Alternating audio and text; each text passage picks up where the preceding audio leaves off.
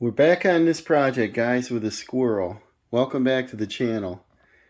He knows what we're doing. See that? Sees a little hole in the wall.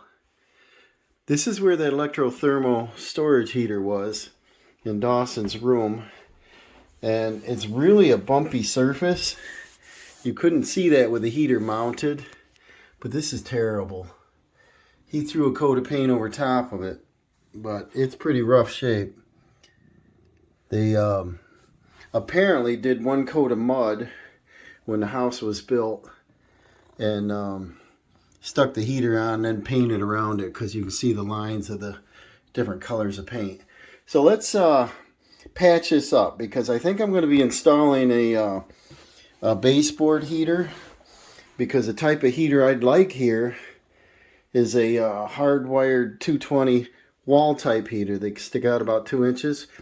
I haven't located one that I like yet. And right now the wire comes out of the wall 2 inches up. So it should go right directly into a baseboard heater. And that would be the simplest because we have a wall long enough. I think we can put down one that'll do about 200 square feet, be around 6-7 foot long, something like that. But anyways, let's patch this wall up.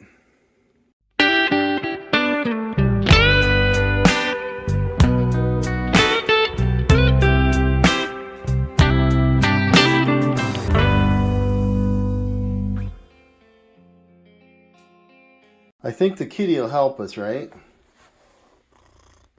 He sounds like a chainsaw. He's loud purr. What I want to do is clean up that cable wire. We might just cut it off because we don't use it. We have internet, TV. And shove that wire out to the wall, get rid of it. I got to protect the floor, protect the baseboard, get this prepped. We should have done it when the floor was out. But I wanted Dawson to get his bedroom back together, you know, as quick as he can. And at least the bed is in here and so on. So I'll protect the floor and I'll mix up some mud. I think I'm going to use some 20-minute fast set. But I think we got to do a little scraping on this wall, knock down the high spots so we don't need as much mud. Well, I was able to push that cable right back through the wall. I left the end on for now until I decide whether I want to chop it or not. And then I can tuck the excess cable down under the deck or something. It'll be fine. Otherwise, we'll cut it and get rid of it.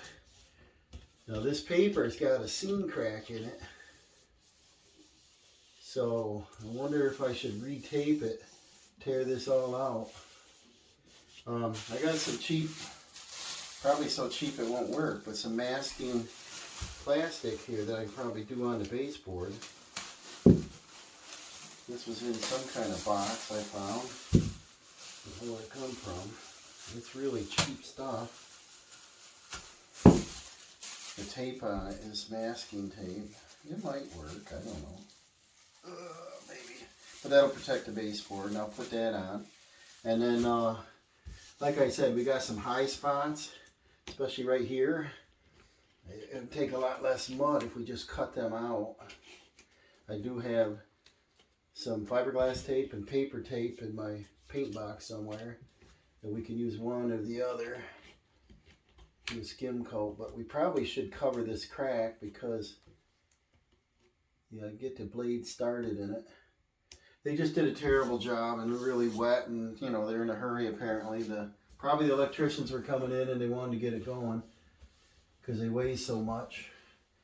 So I'll get probably some kind of putty knife, start scraping on this, get this cleaned up. I'll get that baseboard covered first. Okay, you saw the tape go on there. I used the fiberglass mesh tape so that I know it won't crack again. Filled the screw holes to hold that big heater on. And I used a 20-minute fast set, which hopefully will take about 20 minutes. But I think as it's almost dry, I'll grab my sponge and I'll just wet the edges. That'll cut back on any sanding. And this is probably going to take like 3 coats. I'll have to go look for my mud pan. I got a 14-inch knife, 12-inch knife. This is all I could find quick in the paint box. So I have to probably out in the trailer. I'll have to find that, and I'll get my sanding sponge. But that'll definitely cut down on sanding, and I'll just go around and clean the edges. And then before I put the next coat on, I lightly scrape it to knock off these little high spots. And then this was so wavy right here, I had to build it up pretty high. And so I'm going to have to feather this out to here, to here. Basically, this whole section will be white. And the final coat, I'll have probably use a sanding sponge. I don't know if I want to get this, probably the sanding sponge. I won't get my dustless drywall sander in here for that, because I'll be bumping against the baseboard and trim. Here we got the tiger. Come on here. Come here, I'm going to go wash up my tools. Hurry up. No, he doesn't want to get in the picture right now, but this is basically it. I want this better because Dawson did a nice paint job in here, and I just want it nice and smooth. And if we install the baseboard heater, you know, you have to do this first. And then we'll put some prime. Once it's smooth enough, we'll prime it. A couple coats of paint. It'll look great. Come here in the camera. I'll get the tiger here. He wants to help. Squirrel was already in here. Here, look up here. Aren't they cute? They're real helpful, you know, getting in our stuff.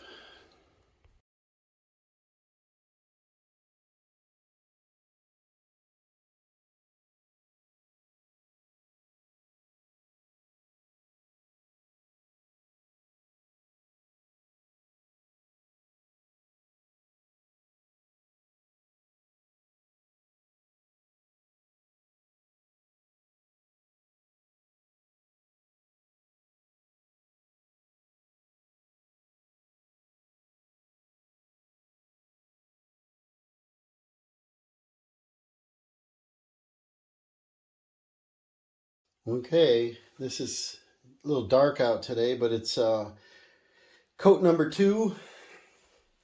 Went with a little bit wider knife.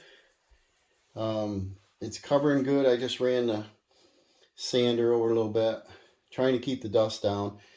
Hopefully this will dry quick. I'll throw a fan on it, and then a little more sand, and then probably a third coat to touch up any little divots. Sand, dust, vacuum, prime, 2 coats of paint. Alright, Dawson's sanding off the second coat. He's coming in from the edges a little bit, using a sanding block. It's a medium grit, going in a circle. I don't want him to over sand. Got to do a final third coat to fill in a couple divots, and then it should be all set tonight to prime. And then we can move along here. We can probably paint tomorrow and put that heater in.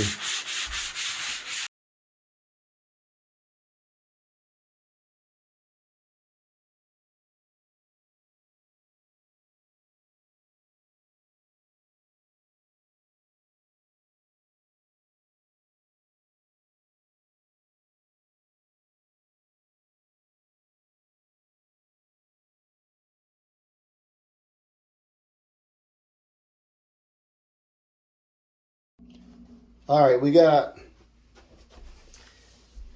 to paint around this wall. We're going to use a large tape knife, and you're going to grab that for us. And then we're going to use this cool little flexible brush, and we can come in and cut this edge. Do that pretty nice. We might use a tape knife. I'm not going to mask all this off. I'm tired of masking. And what I usually do is I come in with a tape knife, paint, wipe, paint, wipe. That's a lot faster, pretty much more accurate. Dawson did the, you gotta have that opener here. And then, did you get this all shooken? We had this shook at the store. And I always like shake it again. And he needs to get the stirrer. It's not shooken enough. I don't know how much time they did on it. So, we're going to stir this up, and then what we did is, this is paint and primer in 1. We're going to attempt to do that over bare drywall. You're supposed to use like a PVA primer and a bare drywall primer. I don't know if I'm going to go to that extra step. I'm going to try this. If it doesn't work, I might have some. I got to go look. If it is, it's a 5-gallon bucket. And Dawson took this from his wall, and I told him place it in a bag and put it in the fridge. So see, we don't have to do anything with a roller. And then hook that there. And then we got to stir this up. We're going to put a drop cloth. We've only got one in here. And so we're going to, this is sticky from adhesive. He brought me the wrong paint one. Well, I'll use this end of it, I guess. This has adhesive from doing the tiles. So, see if we got one more drop cloth we can place across here. If not, we're going to have to move our cloth down as we go. These tiles will clean pretty easy, but I don't really want to drip paint on them. And then get one consistent color. I don't know why the pink was part of the color of a blue, but it's almost a gray, I guess. A little bit of pink in there for some reason. Might be the paint primer in one. And then we're just gonna cut the edges in. We're gonna use this roller. Gonna roll it on. Gonna use this drywall knife to cut my edges. And should be in business to go. So we'll do that, and I'll come. Oh, we found another drop cloth, so we'll continue on. Well, I know the light isn't great, but we got our second coat on, and the wall looks really good, guys. I don't know if you can see that, but we're all set with this project. So thanks for watching. We got the tiger here helping, and Dawson. He likes this room. He sleeps on the bed all the time. And stay tuned. I'm going to be doing a heater next, a 220 heater. So we'll see you on the next video. Thanks for watching.